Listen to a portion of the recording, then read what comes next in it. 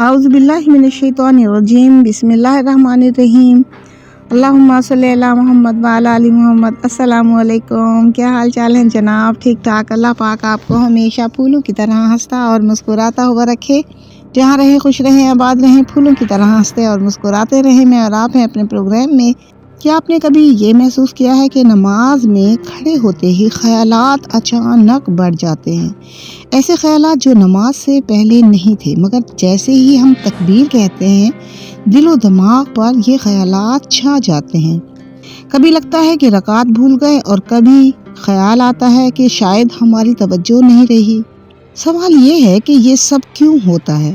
رسول اکرم صلی اللہ علیہ وآلہ وسلم نے فرمایا کہ نماز میں وسوسے ڈالنے والے ایک شیطان کا نام خنزب ہے۔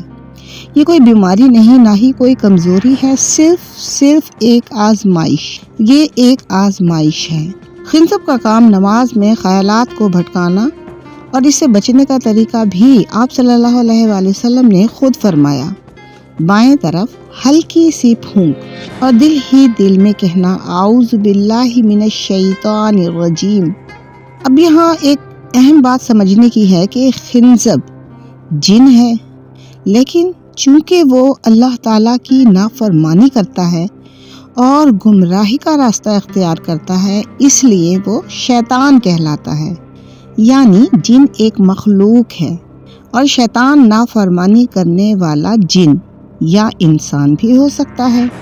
یہ بات قابل توجہ ہے کہ ہر جن شیطان نہیں، مگر ہر شیطان نافرمان ہوتا ہے۔ علماء نے نماز پڑھنے والوں کی کیفیات کو مختلف درجوں میں بیان کیا ہے۔ کچھ لوگ ایسے ہوتے ہیں جو نماز میں مکمل طور پر خیالات میں گھرے ہوتے ہیں۔ کچھ کے خیالات تھوڑے کم ہو جاتے ہیں۔ کچھ ایسے ہوتے ہیں جو خود کو سنبھال لیتے ہیں اور دل کو واپس نماز میں لے آتے ہیں۔ چوتھے درجے پر وہ لوگ ہوتے ہیں جن کے خیالات تقریباً خاموش ہو جاتے ہیں، اور پانچواں درجہ وہ ہوتا ہے جس میں بندہ یا تو اللہ کو دیکھنے کا احساس پاتا ہے یا کم از کم یہ یقین رکھتا ہے کہ اللہ اسے دیکھ رہا ہے۔ یہاں ایک بات ضروری ہے کہ ہم عام انسان ہیں، ہماری نگاہوں میں اتنی طاقت نہیں کہ ہم اللہ کو اپنے سامنے تصور کر سکیں، اور اللہ نے ہم سے یہ مطالبہ بھی نہیں کیا۔ اللہ نے ہم سے صرف اتنا کہا ہے کہ یہ یقین رکھو کہ وہ تمہیں دیکھ رہا ہے۔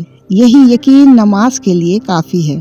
نگاہوں کا کردار یہ نہیں کہ وہ اللہ کو دیکھیں، بلکہ یہ ہے کہ وہ ادھر ادھر نہ بھٹکیں۔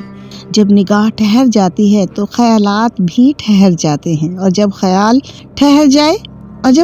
ٹھہر جائے تو دل اللہ کے سامنے کھڑا ہو جاتا ہے۔